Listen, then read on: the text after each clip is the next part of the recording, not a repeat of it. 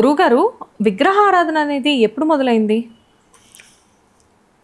ఈ ప్రశ్న కుత ఆజాత కుత ఇయం విసృష్టి అనే వేదంలో చార్వాక సిద్ధాంతంలో ఉన్న ప్రశ్న ఆధారంగా నాటి నుంచి నేటి వరకు వస్తూనే ఉంది. విగ్రహం అంటే ఏమిటి అనే ఒక ప్రశ్న వేసుకుంటే ఆ ప్రశ్నకు సమాధానంగా నేడు మనం చూస్తున్న అనేక అర్చామూర్తులు, ఈ విగ్రహాలను ఆరాధించే క్రమం, ఒక వ్యవస్థ అన్నింటినీ ప్రశ్నించే లేదా సమాధానపరిచే సమాధానం రెండు లభిస్తాయి. ఒక గ్రంథం ఇది విగ్రహం, రాముడికి ప్రతీక. ఒక గ్రంథం ఒక మతానికి, ఒక విశ్వాసానికి ప్రతీక. ఒక చిహ్నం, ఒక గుర్తు, ఒక చెక్క ముక్క ఇలాగా పెట్టుకుంటే ఒక మతానికి, ఒక ధర్మానికి ప్రతీక. ఆ చెక్క ముక్క అలా నేలపైన వేసి ఎవరైనా తొక్కే ప్రయత్నం చేస్తారా? లేదుగా, అది మతానికి ప్రతీక.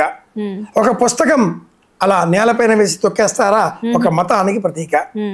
అలాంటప్పుడు హిందూ మతంలో రాముడు, కృష్ణుడు ఇలా ఆయా ధర్మ రూపాలకు ప్రతీకగా ఉండేటటువంటి ఒక విగ్రహాన్ని, ఇది విగ్రహారాధన, ఆరాధనలు చేయకూడదు, ఎప్పుడు మొదలైంది, ఇలాంటి ప్రశ్నలన్నీ పలువురు వేస్తూ ఉంటారు. మనిషి ప్రకృతిని ఆరాధించడం మొదలుపెట్టాడు, విగ్రహారాధన మొదలైంది. మొహంజోదారో తవ్వకాలలో మాతృమూర్తి అన్న ఒక రూపం కనిపిస్తుంది. నేటికి ఆఫ్రికా దేశంలో, అనేక ఇతర దేశాలలో అమ్మవారి ఆరాధనలను మనం ఈ దేవతలను ఎలా పూజిస్తున్నామో, గ్రామ దేవతలను ఎలా పూజిస్తున్నామో ఆయా రూపాలన్నీ అక్కడ మనం గమనించవచ్చు. కనుక ఒక ఆరంభం ఎప్పుడు అన్నప్పుడు చెట్టు దేవత, కొండ దేవత, గాలి దేవత, చిదంబరం, అక్కడ శూన్యం, గాలి, ఆకాశ రూపం శివుడు అని పూజించడం మొదలుపెట్టాం.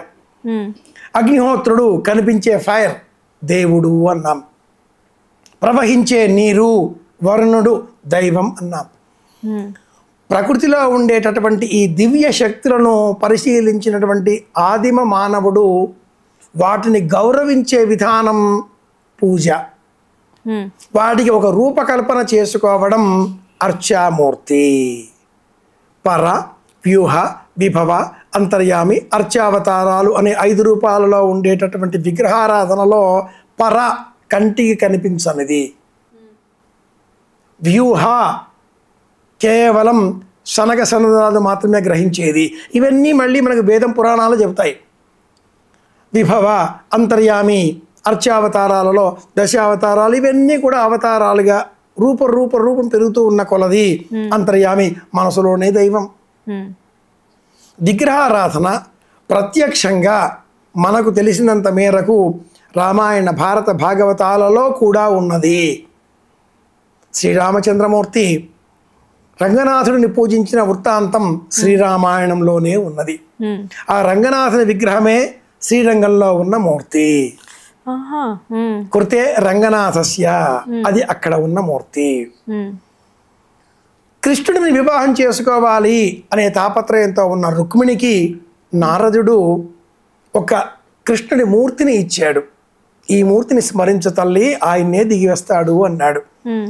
ఆ రుక్మిణిని పూజించిన ఆ మూర్తి దారుమూర్తి, చెక్కతో చేయబడిన మూర్తి ఉడిపిలో ఉన్నది. నేడు మనం దర్శనం చేసుకుంటున్నాం. ఉడిపి క్షేత్రంలో ఉన్న మూర్తి రుక్మిణి పూజించిన ఆ దివ్యమంగళ స్వరూపం. లౌహి అంటే లోహంతో చేయబడినది. శైలి దారుమయి, లౌహి, లేప్య, లేఖ్యాచ సైకది, మనోమయి, మణిమయి, ప్రతిమ, అష్టవిధా స్మృత. 8 విధాలుగా ఈ అర్చామూర్తులు ఉన్నాయి అని మనకు దేవీ భాగవతం వివరిస్తుంది. కనుక ఎప్పుడు ప్రారంభమైంది అన్న ప్రశ్న వేసుకుంటే ప్రకృతిని పరిశీలించడం ప్రారంభమైనది మొదలుగా అనేది సమాధానం. రామాయణ, భారత, భాగవతాలలో కూడా అర్చామూర్తులను పూజించే విధానాలు ఉన్నాయి రెండవ సమాధానం. భౌతికంగా నేడు మనం చూచేటటువంటి ఈ ఛాయా చిత్రపటాలు ఇవన్నీ కూడా రాజా రవివర్మ వేసినటువంటి ఛాయా చిత్రపటాల కారకంగా పటాలు రావడంతో పటాలను పూజించడం.